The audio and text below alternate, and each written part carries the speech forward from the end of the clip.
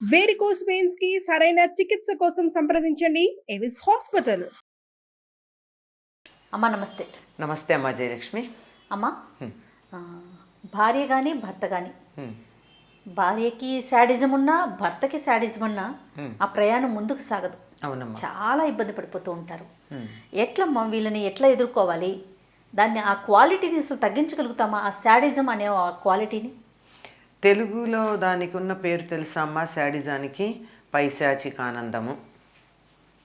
అంటే ఇతరులు బాధపడుతూ ఉంటే చూసి ఆనందించేటటువంటి లక్షణం. దాన్ని శాడిజం దాన్ని ఎలా అంటారు? కొంతమందికి అంతే కదా, ఎవరైనా సరే బాధపడుతుంటే వీళ్ళు సంతోషపడుతూ ఉంటారు. ఈ మధ్యకాలంలో అటువంటి లక్షణం ఉన్నటువంటి వ్యక్తిని తీసుకుని ఒక సినిమా కూడా తీశారు.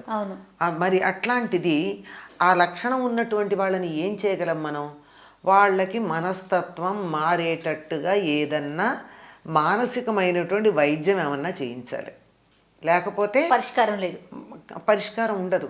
లేదు, హోమియోపతిలో అయితే వాటికి మందులు కూడా ఉన్నాయి అంటారు. ఇటువంటి మనస్తత్వం ఉన్న వాళ్ళని పూర్తిగా మార్చగలుగుతున్నా లేకపోయినా కనీసం కొద్దిగా అన్నా వాళ్ళల్లో మార్పు వచ్చేట్టుగా చేసేది.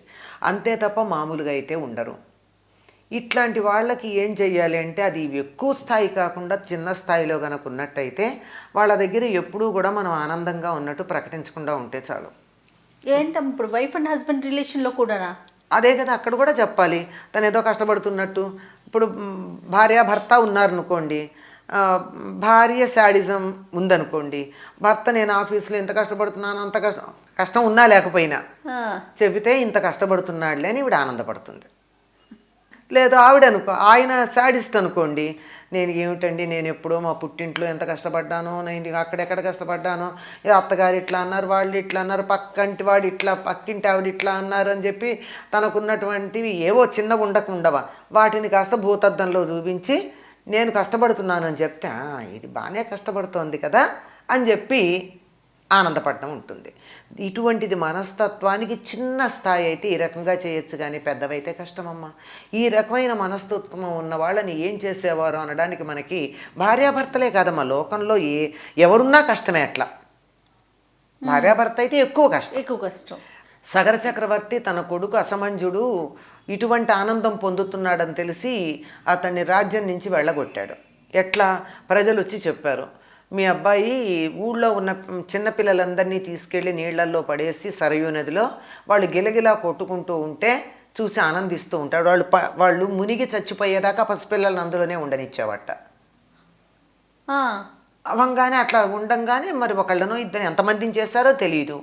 దాంతో రాజుగారికి వచ్చి చెప్పేశారు. ఆ రోజుల్లో రాజుగారి కొడుకు తప్పు చేస్తే చెప్పకూడదు లాంటి పద్ధతులు ఏం లేవు, తప్పు ఎవరు చేసినా తప్పే.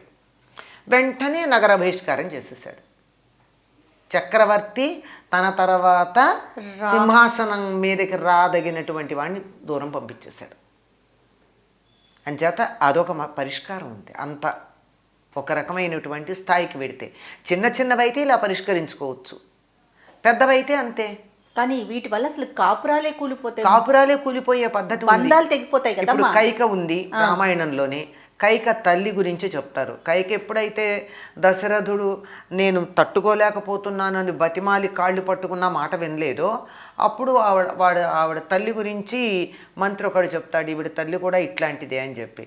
ఆవిడేం చేసిందిట, భర్తతో మాట్లాడుతూ ఆయనకేమో ఏదో ఒక ఋషి ఎందుకు ఇచ్చాడో తెలియదు కానీ జంతువుల భాష అర్థమయ్యేటటువంటి వరం ఇచ్చాడు. కైక తండ్రికి వరం ఇస్తే ఆయనేమో అర్థమవుతూ ఉండేది, ఎవరికి చెప్పకూడదు అవేం మాట్లాడుకున్నాయో బయటికి చెప్తే నీ తల ముక్కలే చచ్చిపోతావన్నాడు. ఓసారి ఏదో చీమలు వీళ్ళు పడగదిలో ఉన్నప్పుడు 2 చీమలు మాట్లాడుకుంటూ ఉంటే నవ్వాటీన. ఈవిడ అడిగిందిట, ఎందుకు నవ్వావని. ఆ చీమల సంభాషణ విని, కాదు నువ్వు నన్ను చూసే నవ్వావా, చీమలు ఏమనుకుంటే నువ్వు నవ్వావో అది చెప్పు, లేకపోతే నేను ఊరుకోనందిట. లేదు చీమల సంభాషణే విని నేను నవ్వాను అన్నట్ట. అయితే ఏం మాట్లాడే చెప్పు, చెప్తే చచ్చిపోతాను అన్నట్ట. అయినా సరే చెప్పందిట. నేను చచ్చిపోతానంటే కూడా నువ్వు లెక్క లేకుండా మాట్లాడావు కదా అని ఆవిడని పంపించేసట, వదిలేసట. విషయం చెప్పలేదా? చెప్పలేదు. ఆహా, తన ప్రాణం తను కాపాడుకున్నాడు. ఆ, ఆ. ఋషి మాట అబద్ధం ఎందుకు అవుతుంది? వాటి భాష నీకు అర్థమవుతుందని చెప్పింది నిజమైనప్పుడు వాటి మాటలు విని ఏం మాట్లాడే ఇతరులకి చెప్తే నీ తల బద్దలవుతుంది అన్నది కూడా నిజం అవుతుంది నిజమవుతుంది కదా. ఆ. అవుతుంది కదా.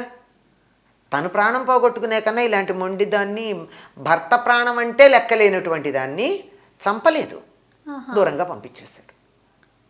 ఇలాంటి వాళ్ళు లేకపోతారా? ఉన్నారు. ఈ మనస్తత్వం ఉంటే వాళ్ళని ఎక్కడ మనం సరిగ్గా సర్దుకోవాలో తెలిసి సర్దాలి. ఇద్దరినీ కూడా ఇలాంటి దుర్గుణం ఉన్న వాళ్ళని దూరంగా పెట్టారు, చంపలేదండి. ఉమ్, ఉమ్. అర్థం ప్రధాన చేసుకో. విషయం. అవును. ప్రధానమైనటువంటి వాళ్ళని దూరంగా ఉంచితే వాళ్ళు మన నేడిపించేది ఉండదు. అంతే కదా. ఎలా కుదురుతుందమ్మా కొన్ని బంధాల్లో? కొన్ని సందర్భాల్లో కుదరకపోవచ్చు. కుదరకపోతే ఇప్పుడు కైకే ఉంది, మరి అటువంటి కోరిక కోరింది, కోరితే దానివల్ల నేను ఉండలేను బతకలేను అన్నాడు, అయినా పట్టించుకోలేదు. అన్నట్టే చనిపోయాడా లేదా దశరథుడు? అవును. దుష్టులైనటువంటి భార్యలు లేరు అని మనం చెప్పడానికి లేదు. ఎక్కువ మంది అధికారం ఉంది, పెత్తనం చేయొచ్చు, శారీరకంగా బలం ఉంది, ఈ ఇల్లు నాది, పరాయి ఇంటి నుంచి ఎక్కడొచ్చింది, నాది స్థానబలం ఎక్కువ, ఇన్ని కారణాల వల్ల మగవాళ్ళు ఆడవాళ్ళని బాధ పెట్టడం అన్నది ఉన్నది, లేదనడానికి లేదు. ఉమ్. కానీ అక్కడక్కడ ఇట్లాంటి వాళ్ళు కూడా ఉన్నారు. ఆడవాళ్ళు కూడా కూడా sadism ఉన్నారనడానికి చూపిస్తున్నారు. ఇప్పుడు 2 ఉదాహరణలు చెప్పాను నేను. ఉమ్. ఇట్లాంటి వాళ్ళని వాళ్ళు ఏం చేశారు అంటే, అటు కొడుకైన అసమంజుణ్ణైనా, ఇక్కడ ఆయనేమో తన భార్య అయినటువంటి ఆవిడ్ని కైక తల్లిని పంపించేశాడు కనుక ఆయన జీవించి ఉన్నాడు. ఈయన పంపించలేదు కనుక ఈయన ప్రాణం పోయిందిరా దశరథుడి. ఉమ్. ఇక చండిక అని ఒక ఆవిడ ఉండేది. ఏంటమ్మా పురాణాల్లో కూడా ఇన్ని ఉదాహరణలు ఉన్నాయా? మరి ఉద్దాలకుడు అనేటటువంటి ఒక మహర్షి ఉన్నాడు. ఆయన భార్య ప్రతి దానికి కూడా యజ్ఞం అంటే తెడ్డం అనేది, ఇది ఇట్లా చెయ్యాలి అంటే మహా చెయ్యదు, అంతే. అసలు వద్దంటే వద్దు. ఏదైనా సరే ఏం చెప్పు 180 డిగ్రీల దూరంగా ఇటు నుంచి ఇటు ఉత్తర దక్షిణ ధృవాల్లాగా మాట్లాడటమే. అప్పుడు ఏం చేయాలి అని ఆలోచిస్తూ ఉంటే పాప ఆయన గురువు ఎవరో ఒక ఆయన చెప్పాడు, ఒక మార్గం చెప్పాడు. ఏమిటంటే, నువ్వేది కావాలనుకున్నావో దాన్ని వ్యతిరేకం చెప్పు అని. బాగుంది. కాకపోతే అది ఎంత గుర్తుండాలి కదా. ఇదిగో రేపు మా నాన్నగారి తద్దినం నేను చస్తే పెట్టను అన్నట్ట. ఏం పెట్టవా నువ్వు? తండ్రి తద్దినం పెట్టకపోతే ఎట్లా? పెట్టాలి అందుట. నువ్వు అంటున్నావు కానీ నాకైతే పెట్టాలని లేదు, పిండి వంటలు అవి చేయడానికి వీలు లేదని. ఏం చేయాలనుకుంటున్నాడు? అవన్నీ బ్రాహ్మణి పిలవని అవి ఇవి అని అన్నీ చేయనని చెప్పాడు. చేయాలనుకున్నవన్నీ అన్నీ చేద్దామంది. మొండితనంగా పట్టుదలగా శ్రద్ధగా చేసింది. అంతా అయ్యాక ఈ పిండాలు తీసుకెళ్ళి గోవుకు పెట్టు అన్నాడు. పొరపాటున గోవుకి పెట్టద్దు అనాలి కదా. ఇప్పటిదాకా బాగా జరిగింది సంతోషంగా, మర్చిపోయి గోవుకు పెట్టు అన్నాడు. అంటే వెళ్ళిపెట్టేసి నేను ఎందుకు పెట్టాలి, పెట్టనంత. జైమిని భారతంలో కనపడుతుంది కదా. చివరికి శపించాడు. ఆవిడ రాయి అయ్యింది. ఆ రాయి తర్వాత ఏదో అశ్వమేధ యాగానికి వచ్చినటువంటి గుర్రం అక్కడ దానికి రాచుకుంటే అది మళ్ళీ ప్రాణం వస్తుందని ఏదో చెప్పడం, వాళ్ళకి ఆ శక్తులు ఉండేవి కనుక. పాపం అప్పటిదాకా ఆయన శపించలేదు, ఇంత శక్తి ఉండి కూడా భరించాడు. అంచేత ఎవళ్ళకి ఎట్లా ప్రవర్తించాలి అన్నది, ఇదిగో మాట వినని వాళ్ళని ఎలా ప్రవర్తించాలో ఇన్ని ఉదాహరణలు ఉన్నాయి. అంటే ఈ రెండు ఒకటిగా లేవు, గమనించారా? అంచేత వాళ్ళ మనస్తత్వాన్ని బట్టి ఏ రకంగా చెయ్యాలి, మనం ఏదన్నా మన బిహేవియర్ మార్చినందువల్ల వాళ్ళకి ఏదన్నా వాళ్ళని మనకి అనుకూలంగా ఉండొచ్చా? కొన్ని సందర్భాల్లో బలహీనతలే బలాలు గనక ఆ బలహీనతనే మనం బాగా వాడుకోవచ్చా? ఇప్పుడు ఉద్దాలకుడు వాడుకున్నట్టు అలా వాడుకోవచ్చా? లేదా దూరంగా పెట్టాలా? పెట్టకపోతే చచ్చిపోయిన దశరథుడిలాగా చచ్చిపోవాలా? ఇవన్నీ ప్రతిదీ ఏది కూడా 2 ఒకే రకంగా ఉండవు గనక దాన్ని జాగ్రత్తగా చూసుకుని సందర్భాన్ని బట్టి తన మనస్తత్వం, ఎదుటి వాళ్ళ మనస్తత్వం, ఈ రెండింటినీ బాగా అధ్యయనం చేసి దానికి మధ్య మార్గం ఒకటి కనుక్కోవాలి. ఏం చేయాలని దాని మీద ఆధారపడి ఉంటుంది. అన్నీ ఒకటి కాదు, ఇన్ని రకాలుగా ఉన్నాయి. అనుసరించిన వాళ్ళు ఎంత ఉన్నారో ఎదిరించిన వాళ్ళు అంత ఉన్నారు, బెదిరించిన వాళ్ళు ఉన్నారు. పరిస్థితిని బట్టి ముందుకు వెళ్ళటమే. పరిస్థితిని బట్టి వెళ్ళాలి. నమస్తే.